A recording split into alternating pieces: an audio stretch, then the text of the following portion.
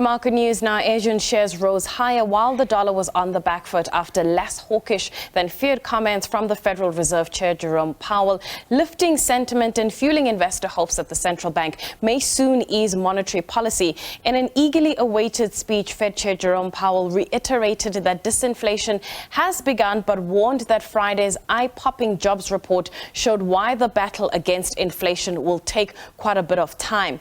And locally, in a trading update, grocery retail chain Pick n Pay said that despite positive sales growth, it's spending about 60 million rand a month on diesel to run the generators at its local stores in a bid to avoid the impacts of load shedding on its operations. It further said that it's incurring increased generator repair and maintenance costs, as well as additional costs related to food waste. However, we will talk about that particular company as well as the share price reaction to that news. But as well, to talk about the dynamics in the markets, we are joined by Carmen Mpelwana, who is a portfolio manager at Sanlam Investments. Carmen, before we get to that Pick n Pay trading update, let's just check in on market sentiment, given the fact that yesterday we were waiting for Jerome Powell to deliver that speech and wait for any kind of cues in terms of where he sees inflation going and even interest rate cuts. Yeah, so I think there wasn't much of a surprise initially in terms of the remaining dovishness that he had in his speech.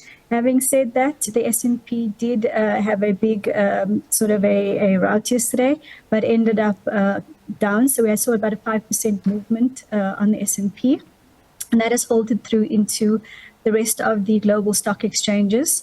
I think the key concern there initially, or the key boost initially, was that we were likely to see the Fed saying that they were going to halt any further interest rate increases.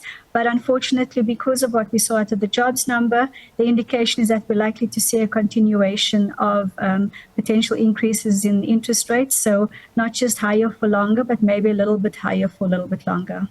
Let's talk about Pick n Pay's trading update and that eye-watering number, especially when it comes to the costs on running those diesel generators. And perhaps we can tie it in with some of the trading updates we've seen over the past week, where a lot of the South African companies are facing what retailer Pick n Pay is describing as a permanent new reality, and that is load shedding. What was your take on that trading update, and what does that mean for margins and I suppose even selling prices?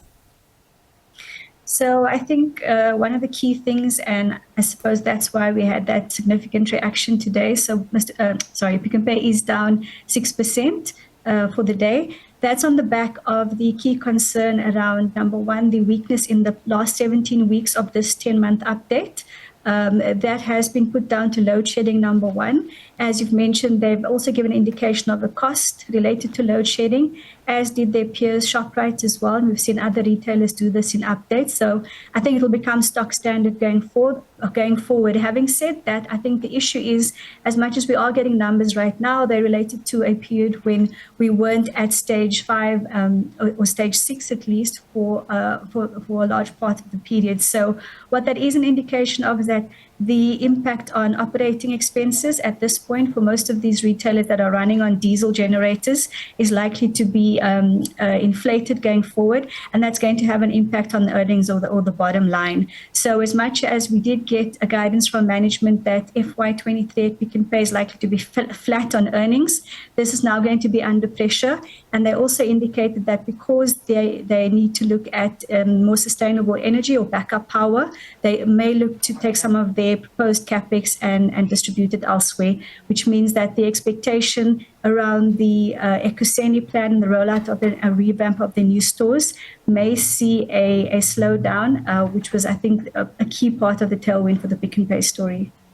I want to touch on Sasol, which released their guidance yesterday. And I mean, the operational challenges we do know.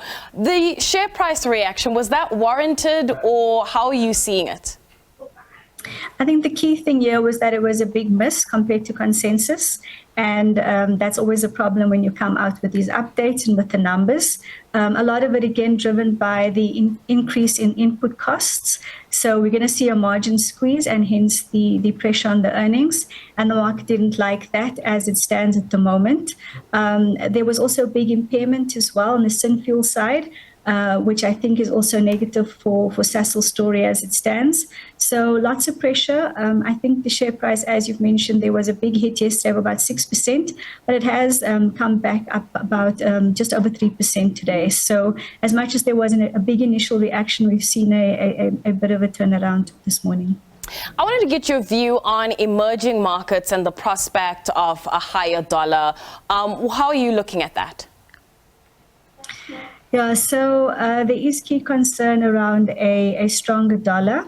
Definitely something to keep an eye on, I think, going forward, and more so for the emerging markets. So a stronger dollar means there's a liquidity shortage of the dollar outside of the US, and that generally has a negative impact on emerging markets as it stands. So a key concern and key issues, but I think something that we can't get around as it is at the moment, and likely to see that going forward. All right, Carmen, thank you so much for your time. That is Carmen Belwana, who is a portfolio manager at Sanlam Investments, giving us her perspective on the markets. Of course, we will also be unpacking a whole host of news playing out, especially on the local markets. And we've also got results season. A lot of companies will be reporting their earnings from tomorrow going into next week. So we'll unpack all of that detail for you. But that is it from me. We're going to take a quick break. When we come back, we'll have Nzinga Kunta with you until 3 p.m.